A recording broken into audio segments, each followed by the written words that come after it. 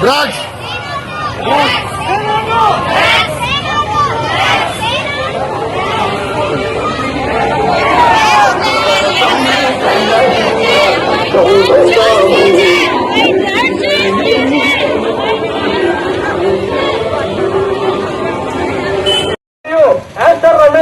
Hospital వారి ఆధ్వర్యంలో జరుగుతున్నటువంటి say no to drugs lockdown ఏదైతే ఉందో అది ఛత్రపతి శివాజీ విగ్రహం అందరూ ఛత్రపతి శివాజీ విగ్రహం వరకు తర్వాత కోసం అందరూ కూడా ఒక ప్రతిజ్ఞ చేస్తాను. ఆ ప్రతిజ్ఞ అనంతరం విద్యార్థులు మాట్లాడతారు.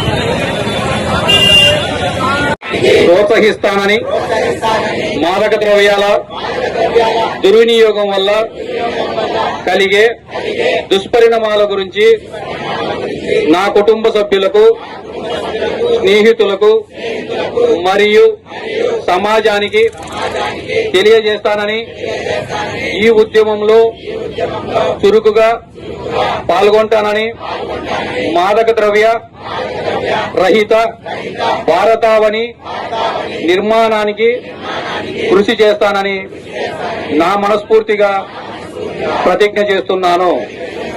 జై హింద్.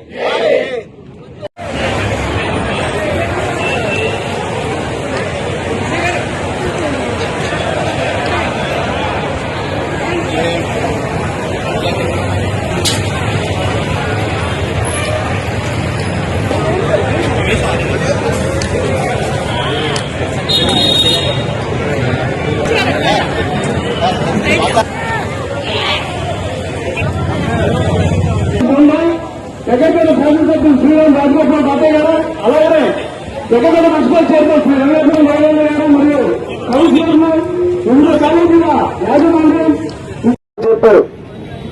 డ్రగ్స్ వాడటం వల్ల నష్టం ఏంటి? వ్యక్తిగతంగా కాకుండా ఎవరైనా డ్రగ్ తీసుకుంటే వాళ్ళ ఆరోగ్యంతో పాటు సమాజం మొత్తం నాశనం అయింది. ఈరోజు చూస్తా అంటే చాలా చోట్ల నేరాలు జరిగినాయంటే హత్య కావచ్చు, అత్యాచారాలు కావచ్చు, దొంగతనాలు కావచ్చు, ప్రమాదాలు యాక్సిడెంట్ కావచ్చు, అన్ని కూడా ఎవరైనా డ్రగ్స్ తీసుకుంటారో వాళ్ళ ప్రమాదం జరుగుతా ఉంది. అంతేకాకుండా సమాజానికి కాకుండా ప్రత్యేకంగా దేశానికి కూడా, దేశ భద్రత కూడా ముప్పుంది. ఈరోజు టెర్రరిస్ట్ చాలా మంది దేశంలో యువత ఎవరైతే ఉన్నారో నిరుద్యోగ యువత ప్రోత్సహిస్తూ వాళ్ళ డ్రగ్స్ ప్రోత్సహిస్తూ దేశ భద్రతను కూడా, శాంతి భద్రతలు కూడా భంగం కలిగే ప్రమాదం ఉంది. మనందరం కూడా ప్రతి ఒక్కరి నిజంగా విద్యార్థి తీసుకోరు. కానీ మన బాధ్యత ఏంటంటే, ఓ సామెత ఏంటంటే, మనం తప్పు చేస్తే ఎంత నేరమో తప్పును ఖండించకపోవడం కూడా అంతకన్నా పెద్ద నేరం.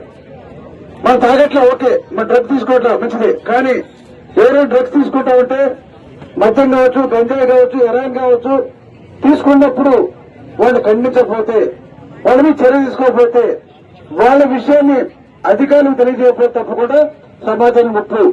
ఎవరు తాగుతున్నాడు రేపు మన మీదకి వస్తాడు, మన కుటుంబ సభ్యులకి వస్తాడు, చివరికి కుటుంబ నాశనం అయిపోతే సమాజం పూర్తిగా నాశనం అయింది. కాబట్టి ప్రతి ఒక్కళ్ళు కూడా డ్రగ్ రహిత సమాజ ఏర్పాటు కోసం ప్రత్యేక యువత విద్యార్థులు కూడా మీకెందుకు చెప్తామంటే, మీరందరూ కూడా మీ దృష్టిలో చాలా మంది అటువంటి వాళ్ళు అప్పటప్పుడు ఇందాక ఈగిల్ టీం నెంబర్ చెప్పారు, ఏదైతే టోల్ ఫ్రీ నెంబర్ చెప్తే తప్పకుండా మా కంట్రోల్ చేయడానికి 1972 కన్నా ఇబ్బంది అయితే తప్పకుండా ఉండే యాక్షన్ ఉంటుంది.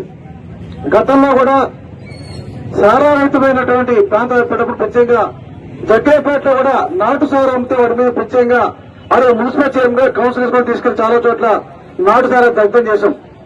నేను ఈగల్ టీం కూడా చెప్తా ఉన్నాం, గత ప్రభుత్వం నిర్లక్ష్యం వల్ల రాష్ట్ర వ్యాప్తంగా డ్రగ్స్ విపరీతంగా ఉంది. అయితే మనం కూడా సంకర కొట్టుకోవాల్సిన పని లేదు. ఇప్పటికి కూడా కొంత మాత్రం ఉంది. దీనిలో పోలీసు వారు ప్రత్యేకంగా ఈగల్ టీం ఐడి పార్టీ ఏర్పాటు చేయండి. అవసరమైతే వారితో పాటు యువతతో పాటు మీ టీం దాంట్లో ఇన్వాల్వ్ అవ్వని చెప్పండి.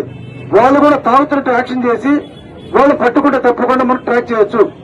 ఎవరు ఇన్ఫర్మేషన్ ఇచ్చేది కాకుండా ఐడి పార్టీ ఇద్దరు చూసేవాళ్ళం, లుంగి కట్టుకొని కడ మీద వేసుకొని దొంగలతో పాటు వీడు కూడా పల్లెటూరు వేషం వేసుకొని దొంగలు పట్టుకునేవాళ్ళు. మీరు అవసరమైతే కొంతమంది టీం తయారు చేయండి.